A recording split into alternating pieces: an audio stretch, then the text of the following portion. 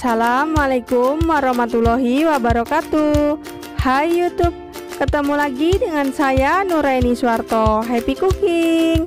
Kali ini saya akan berbagi resep cara membuat telur dadar ala Chef Renata ya. Yang jelas ini lebih ekonomis dan rasanya juga enak.